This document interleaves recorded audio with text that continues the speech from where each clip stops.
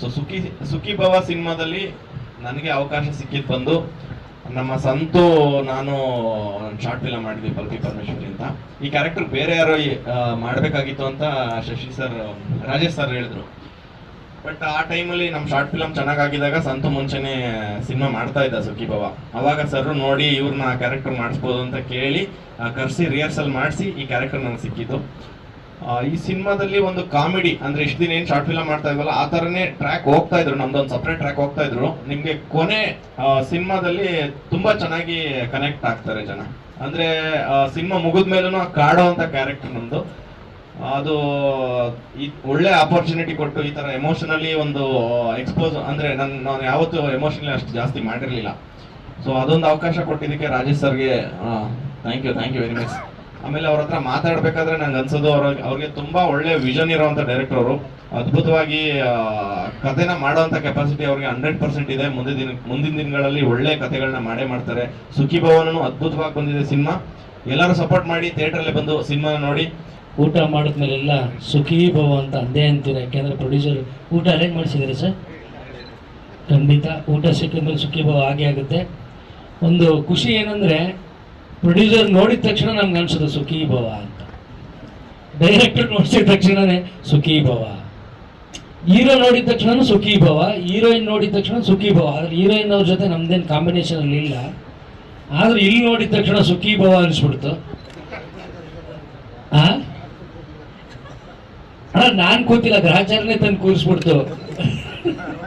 ಖುಷಿ ಆಮೇಲೆ ಯೋಚನೆ ಮಾಡಿದೆ, ಓ ಹೀರೋಯಿನ್ ಪಕ್ಕ ಬಂದು ಕೂತ್ಬಿಟ್ಟಿದ್ದೀನಲ್ಲ ಅಂತ. ನಾನಿಲ್ಲ, ನಾನು ಪ್ರೊಡ್ಯೂಸರ್ ಪಕ್ಕ ಕೂತಿದ್ದೆ, ಅದಕ್ಕೆ ದೂರದಲ್ಲಿ ಇಲ್ಲಿ ಕಳ್ಸೋರೆ. ಆದರೂ ಖುಷಿ ಆಯಿತು. ಸೆಕೆಂಡ್ ಹೀರೋಯಿನ್ ನೋಡಿದ್ರು ಸುಖಿ ಭವ ಆಗ್ತಾ ಇದೆ.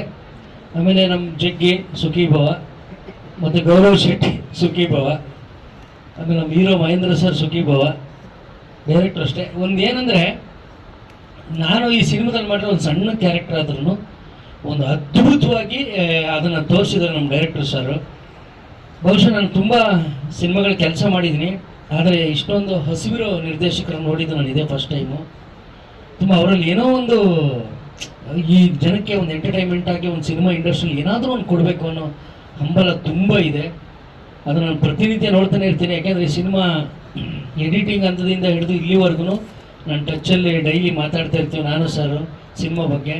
ತುಂಬ ಖುಷಿ ಆಯಿತು. ನಾನು ಅವತ್ತು ಹೇಳಿದ್ದು ಅಷ್ಟೇ, ಸರ್ ಯಾವಾಗಲೂ ನಿಮ್ಮ ಜೊತೆ ಸಿನಿಮಾ ಕಂಪ್ಲೀಟ್ ಆಗಿ ಬಿಡುಗಡೆ ಆಗೋರ್ಗು ನಿಮ್ಮ ಜೊತೆ ಇರ್ತೀನಿ ಅಂತ ಹೇಳಿದ್ದೆ. ಹಂಗೇನೆ ಇದ್ದೀವಿ.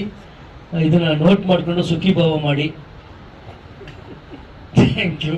ಈ ಒಂದು ಕ್ಯಾರೆಕ್ಟರ್ನ ನಮ್ಮ ಡೈರೆಕ್ಟರ್ ಸರ್ ಜೊತೆ ಕುತ್ಕೊಂಡು ಮಾತಾಡ್ಬೇಕಾದ್ರೆ ನನಗೇನು ಇಂಪ್ರೆಸ್ ಆಗಿದ್ದು ಅಂತಂದರೆ ಡೈಲಾಗ್ಸ್. ಅಂದರೆ ಇವಾಗಿನ ಜನ್ರೇಷನ್ಗೆ ಏನು ಇಂಪಾರ್ಟೆಂಟ್ ಇರಬೇಕು ಅಂತಂದರೆ ಒಂದೊಂದು ಡೈಲಾಗ್ಸಲ್ಲೂ ತುಂಬ ಚೆನ್ನಾಗಿ, ಅಂದರೆ ಜನಕ್ಕೆ ಎಂಟರ್ಟೈನ್ಮೆಂಟ್ ಆಗೋ ಥರ ತುಂಬ ಚೆನ್ನಾಗಿ ಬರೆದಿದ್ದಾರೆ. ನಾನು ಸರ್ಗೆ ಅದೇ ಯಾವಾಗಲೂ ನಾನು ಸರ್ ಊಟಕ್ಕೆ ಎಲ್ಲ ಪ್ರಾಕ್ಟೀಸ್ಗೆ ಎಲ್ಲ ಹೋದಾಗ ಸರ್ರು ನಾನು ಮಾತಾಡ್ಕೊಂಡು ಹೋಗೋ ಟೈಮಲ್ಲಿ ಇಬ್ಬರು ಹಂಗೆ, ಸರ್ ನೀವು ಯಾರನ್ನೂ ಲವ್ ಮಾಡಿಲ್ವಾ ಸರ್ ಅಂತ ನಮ್ಮ ಡೈರೆಕ್ಟರ್ ಸರ್ನ ಕೇಳಿದೆ.